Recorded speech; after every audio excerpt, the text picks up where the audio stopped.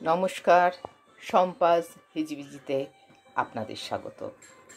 আজকে দুটো রান্না শেখাবো। আমার তো সব চটজলদি রান্না।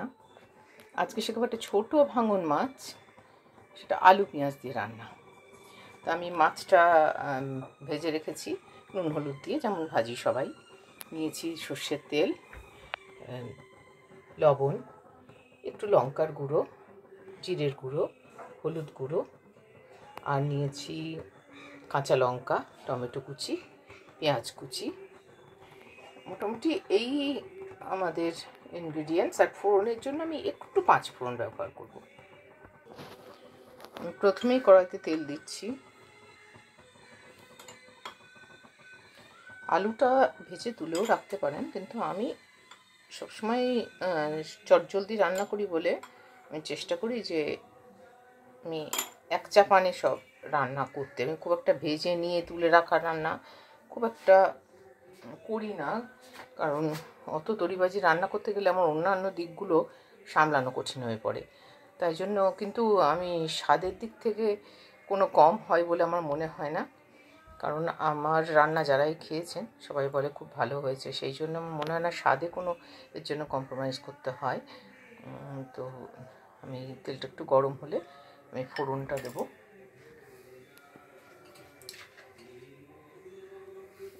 আমি আলুটা দেখাতে ভুলে গেলাম।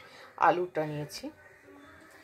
বিয়ের পরে যখন প্রথম রান্নাঘরে ঢুকলাম, শাশুড়ি মা একটা জিনিস শিখিয়েছিলেন যে যখনই কিছু ছাড়বে গরম তেলের মধ্যে ছাড়বে না।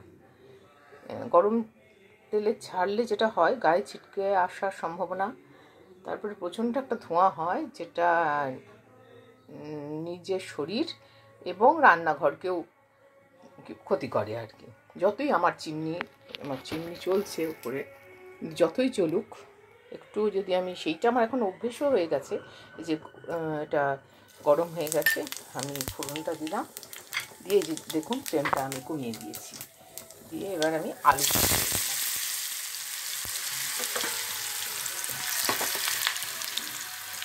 এবার আলুটাতে আমি দেবো একটুখানি, আলুটাতে দেবো আমি একটুখানি নুন,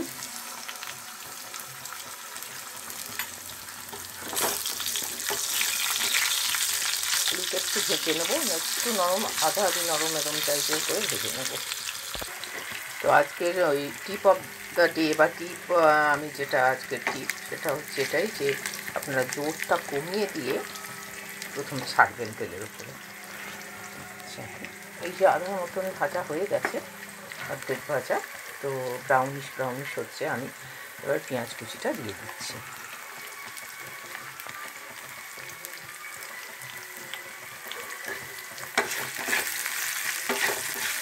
আমি একটা ছোটো পেঁয়াজই নিয়েছি, কারণ মাছটা খুব বেশি নয়, তাই জন্য।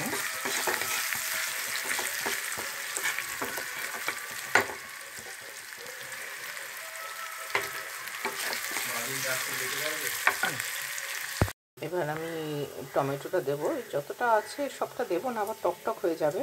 তারপরে এই মাছটা নিজস্ব একটু গন্ধ আছে একটা, সেটা নষ্ট যাতে না হয়ে যায় সেটাও আমাকে খেয়াল রাখতে হবে। এইবার আমি একটা জায়গাতে নেব, আমি একটু হলুদ নিলাম, একটু জিরের গুঁড়ো নিলাম, এতটাই নিয়েছি, হাফ স্পুনও নয়, তারও কম একটু। আর একটু দেবো লঙ্কার গুঁড়ো, কারণ খুব একটা ঝাল আমরা খেতে পারি না, তাই জন্য যে যেমন ঝাল খাবেন সেই বুঝে দেবেন। এইটার আমি একটুখানি জল দিয়ে একটু করে নিচ্ছি পেস্টটা।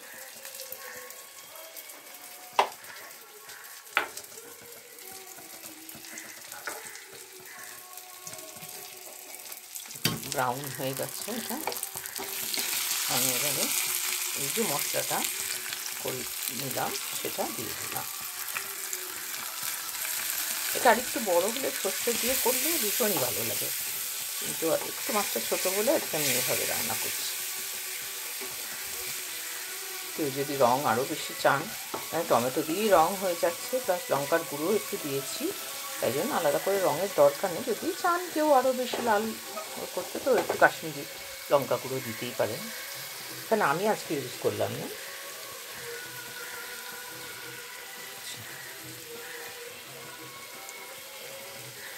এবার আমি দিয়ে দিচ্ছি একটু নুন, একটু দিয়েছিলাম আলু ভাজার সময়, সেই বুঝে আমি এটা দেবো।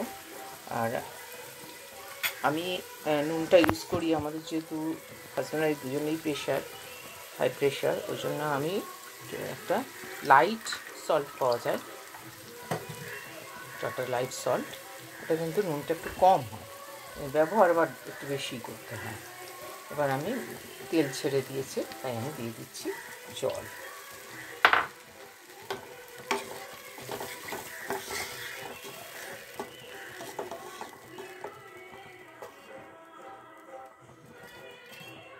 জলটা দিয়ে দিচ্ছি, একটু জল দিয়ে অ্যাড করলাম, জোরটা বাড়িয়ে দিলাম, ফুটলে মাছটা দেব।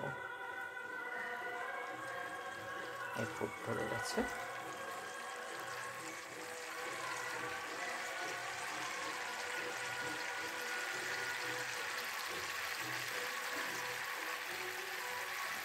আজকে আমি এই রান্নাটায় ধনে পাতা দেবো না, ওই নিজস্ব মাছের যে গন্ধ সেটাকে আমি ডমিনেট হতে দেবো না আর কি।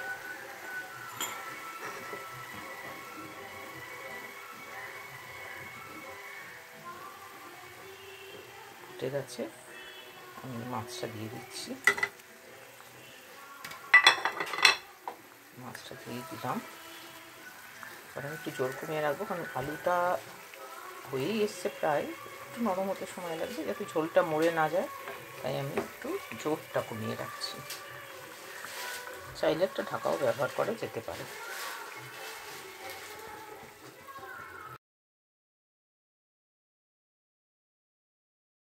আজকে আমি একটা সহজ রান্না নিয়ে এসেছি। আমি সহজ এবং তাড়াতাড়ি রান্নায় শেখানোর চেষ্টা করি। আজকে শেখাবো বাটা মাছের লাল ঝাল।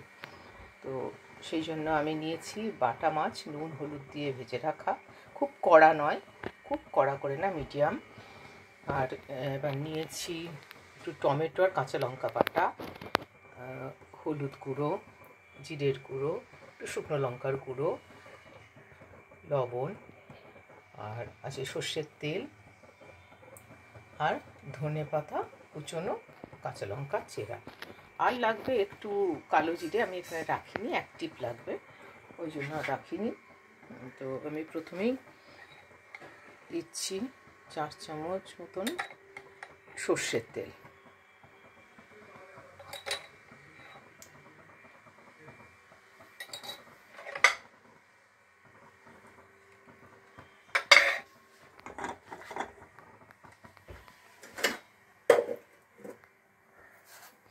তার মধ্যে দিয়ে দিলাম একটুখানি কালো জিরে,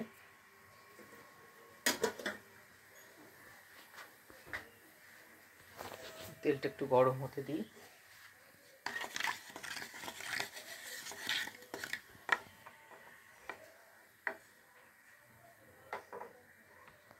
তেলটা গরম হোক, আমি একটা ছোট্ট টিপসও বলে দিচ্ছি। আমি কী করি, যখন রান্না করি আমি পুরোনো কাগজ একটু এখানে পেতে নিই, মানে একটু গ্যাসের পাশে, একটু গ্যাসের পিছনটায়, তাহলে কি তেলটা প্রাথমিকভাবে এতে হয়ে যায়, আমার একটু তখন রান্নাঘরটা পরিষ্কার করতে একটু সুবিধা হয়। যদিও আমার এই রান্নাঘরটা 30 বছরের পুরনো। দিয়ে দিলাম টমেটো বাটাটা দিয়ে দিলাম,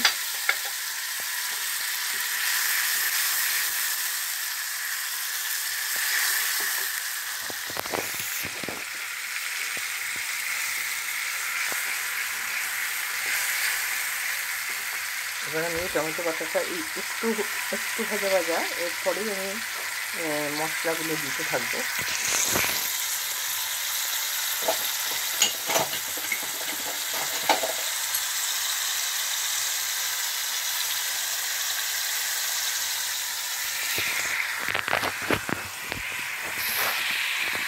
সেখানে দিচ্ছি একটু হলুদ গুঁড়ো,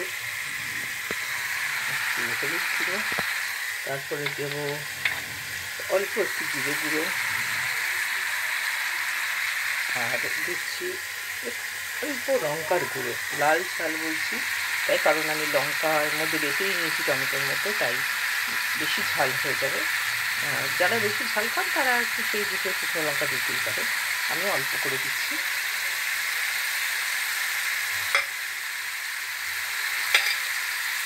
মশলাটা টমেটোর জল আছে তার সাথেই ভেজে নেবো, এই জন্য আলাদা করে জল দিয়ে গুললাম না, মশলাটা হয়ে যাবে। তেল ছাড়তে আরম্ভ করেছে।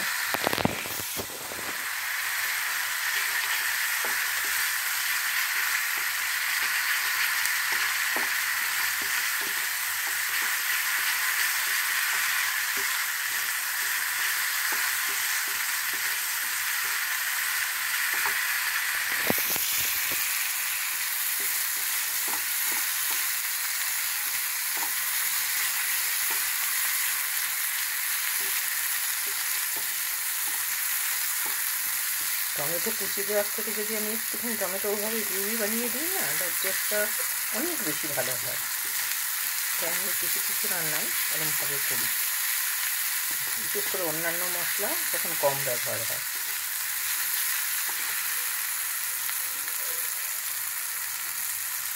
তেলটা ছেড়ে গেছে, তেল ছেড়ে গেছে, তেল ছেড়ে গেছে। আমি দিয়ে দিচ্ছি এবার জল। মাছটা ভাজা হয়ে গেলে রান্নাটা একেবারেই সময় লাগবে না, একটু পাতলা টাইপই ঝালটা হবে। এবার দেবো আমি পরিমাণ মতো নুন বা লবণ দিচ্ছি পরিমাণ মতো। টমেটো আছে তো তাই একটু মনে হলো লাগবে লবণটা। এটাকে ফুটতে দেবো।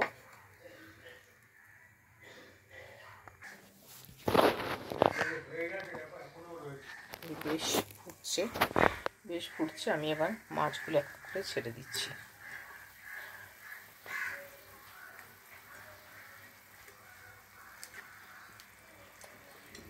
মাছগুলো ছেড়ে দিচ্ছি, খুব বেশি জোর বাড়াবো না, তাহলে মনে হয় যেন তেলটা উবে যাচ্ছে, তাই জন্য খুব বেশি জোর বাড়াবো না, সাথে থাকবে। যদি এটা মনে করেন যে আরও বেশি লাল আপনারা খাবেন, তাহলে একটু কাশ্মীরি লঙ্কা দিতে পারেন।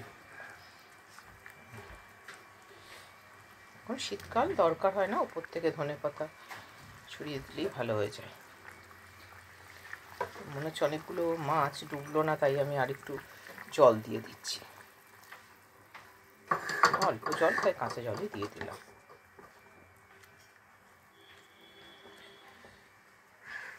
এবার আমি একে একটু ফুটতে দেবো।